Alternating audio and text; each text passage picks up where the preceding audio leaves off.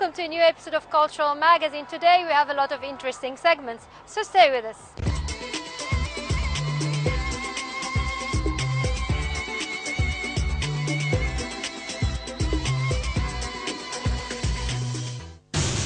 In Cultural Magazine, we covered dozens of visual arts exhibitions, varying between individual exhibitions, private ones, or even group exhibitions.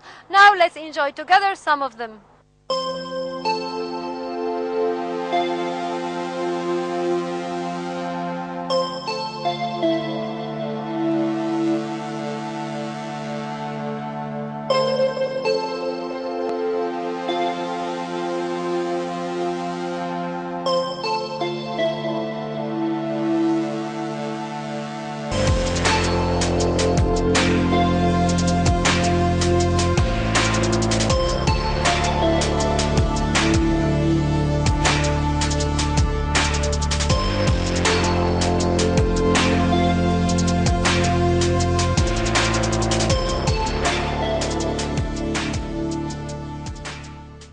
Today I'm participating in Gallery Lamasat with my pictures.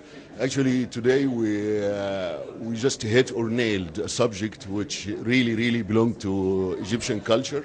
This is something inherited generation over generation over generation. It's called the mirmah, which simply it's traditional in Upper Egypt, where the people who ride horses and just run, it's just a horse race.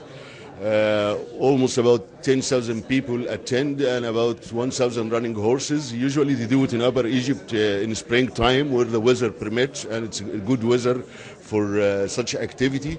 And also on top of that there is a lot of art and stick dance, all the tradition. So the whole idea came, okay, this is something historical, it's in the culture, inherited from generation through generation.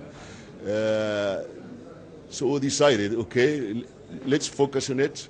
Let's let the world know what is a mirmah, and at the same time we try with our effort to promote tourism in Egypt by such event, because it's really fantastic event. And just one of the info, one of the tip, the winner horse, his price is triple times after he win the race. So we are a group of photographers, and we managed really to capture all the aspects and behind the scene of the mirmah and the mirmah itself. Also we added the beauty of the horses just to include it. For me this was my part. I prefer just my work to be on.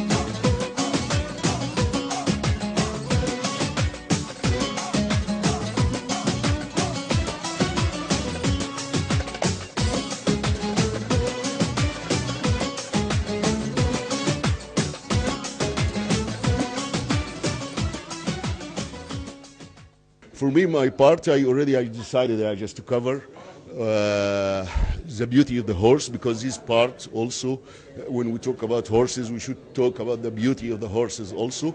I prefer to isolate myself a little bit, so all my pictures was in black and white, because if color is beauty, black and white is reality. So you just want to touch base and just go deep and bring the reality back to the people. I hope you enjoy it. It's really fantastic event, and I would like to thank everybody who arranged it, especially Wahid Mukhemer, the famous art director, who organized this event, and he came up and he invented the idea to come up with the mirmah, and really he promoted, and we supported him with our lenses, as I say. One thing also, just any picture is a memory. Picture is a memory. If you go back in time and look at any historical event or anything, you just bring back all the pictures and you look at the pictures. Yeah, okay, this is a memory.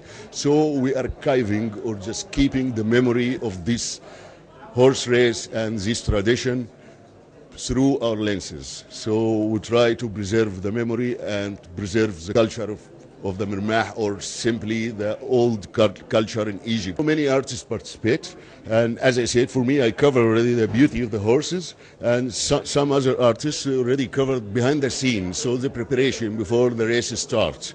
And it's really fantastic if you see how the people are gathering together, and just it's a flood of people, yeah, just plenty of people.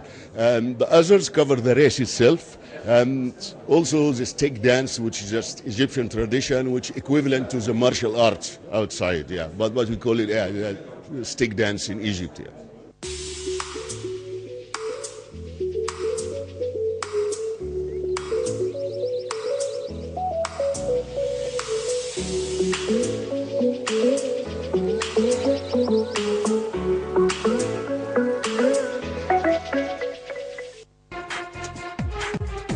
This project deals with culturalism and humanity, acceptance of diversity, freedom of movement through the art of video art.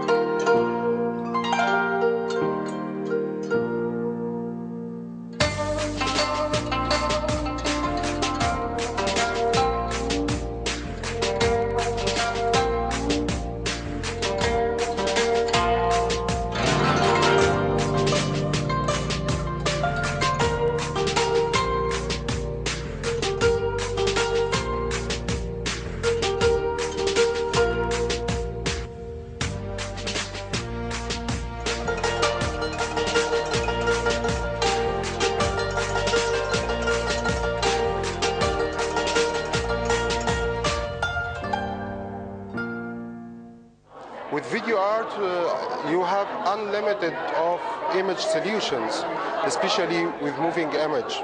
And by this way, you can talk about your ideas in more free way, in many sites that explain your idea, like sound, motion image, visual effects, okay?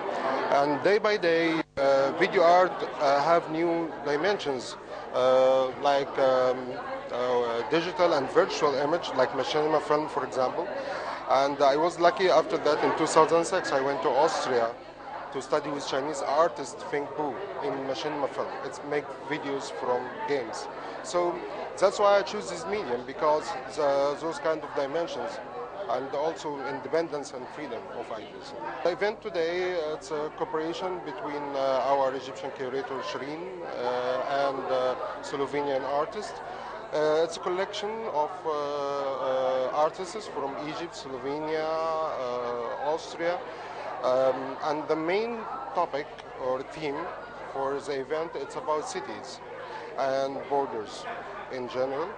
And my video, Think Tank, or وحدة التفكير by Arabic, it was one of my videos. It's created in same theme. In 2014, I started.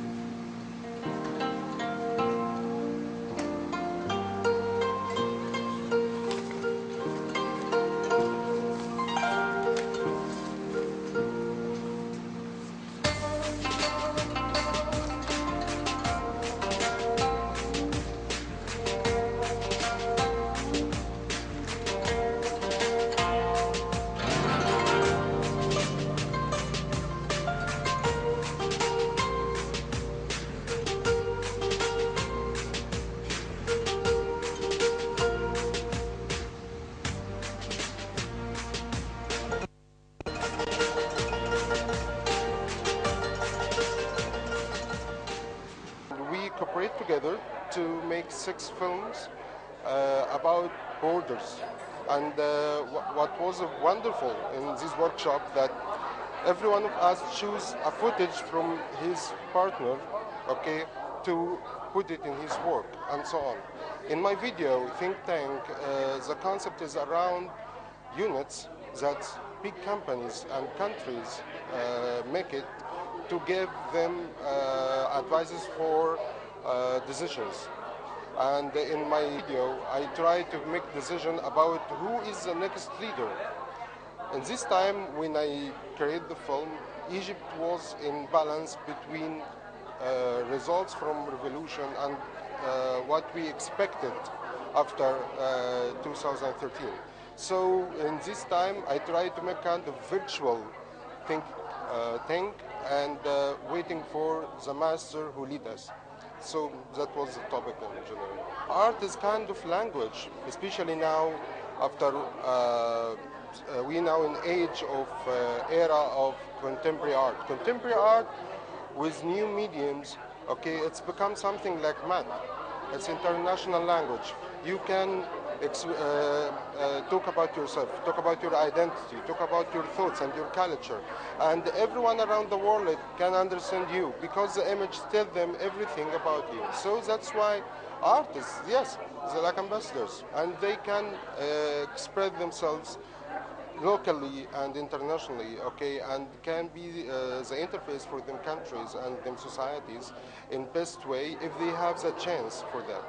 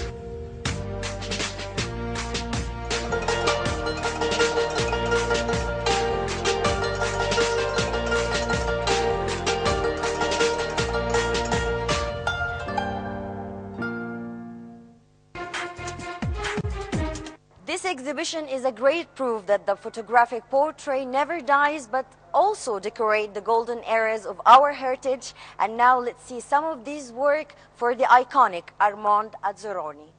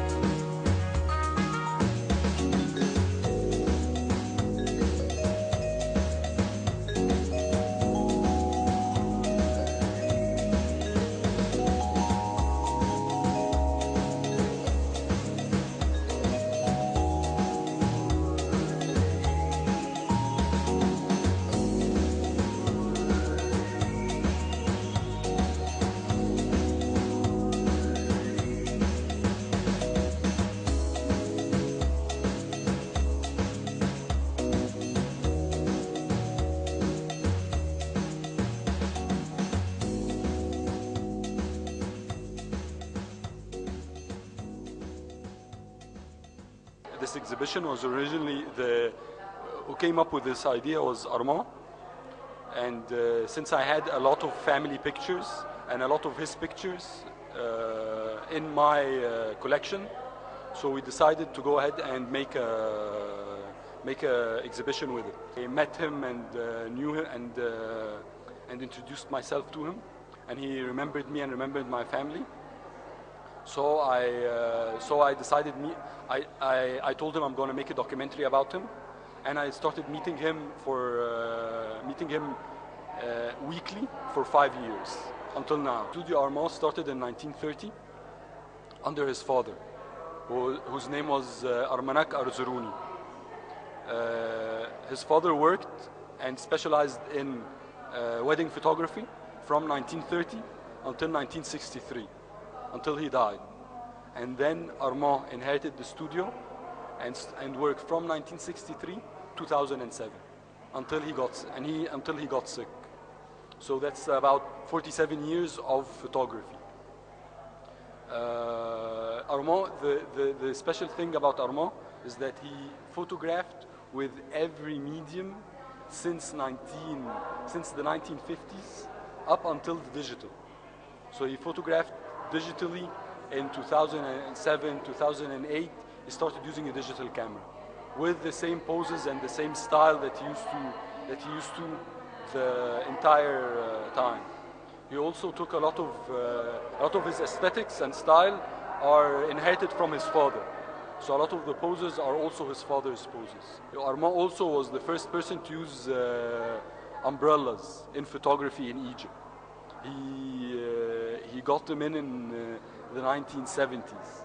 He told the customs in the airport, they were flasks for holding hot water, and they didn't understand that it was they were flash units for umbrellas. Armand and I had this exhibition for a long time because it was inspired by Van Leeuw's exhibition, another photographer that was very famous for working downtown.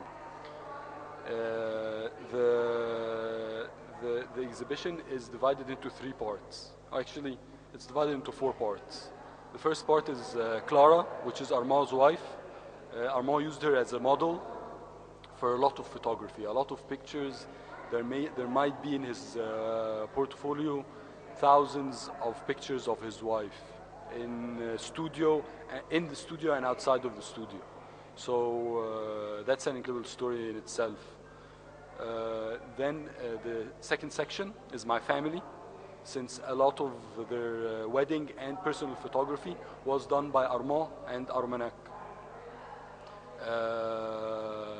And also I grew up seeing Armand's photographs on the walls in our houses. All of my family's houses have photographs of Armand, hundreds of them. So the second section is from my family. The third section is our couples, and the fourth section are wives alone.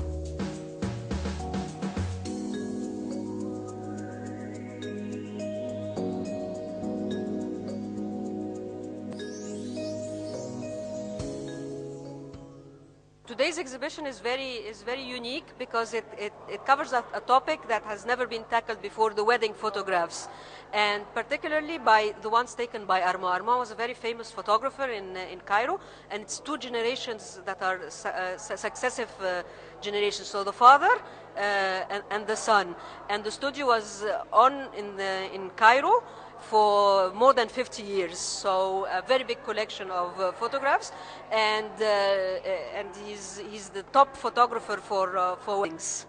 So we're very proud to have this collection with us today. What's very unique also is that most of the photographs are from one single family.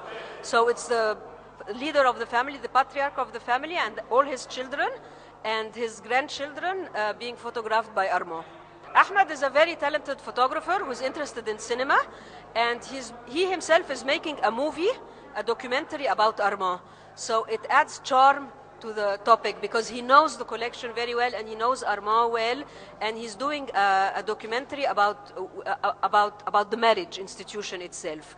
So the photographs are inspiring. We're very concerned about preserving old photographs and historic photographs in the library, and we welcome collections that come to us or individual photographs.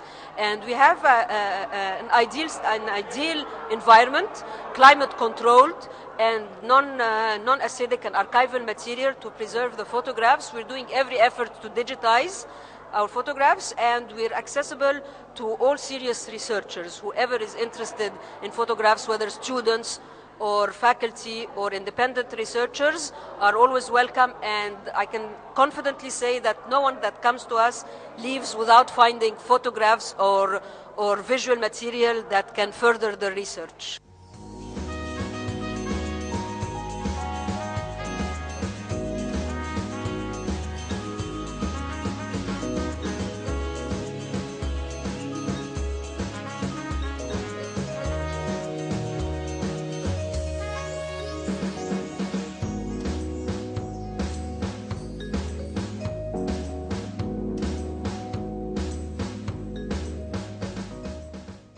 I met Armand in the Armenian club Prominent Men when I was only 18 years old.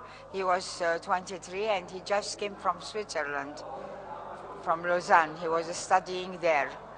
After 1 year we get married, and when I was only 20 I had my daughter, Anita. After that I don't have any children. I'm a pianist. I learned 18 years of piano classic music. I love animals, all kinds of animals, cats, dogs, anything. It's a beautiful exposition, lovely exposition, well done. Everybody did himself to do the best, and Ahmed Safieddin did all. I had a very, very nice father-in-law. He died very young. We don't have very, very good relation with my mother-in-law. She's Swiss, I'm Armenian. And I have a very nice sister, and I love my brother Gerard, Dr. Gerard. They live in France, in Paris. I was the best model of Armand. He cannot find somebody much nicer than me. Always he tell me, Clara, come, I take you a picture. Clara, come, I take you a picture. And I was the best model, I think.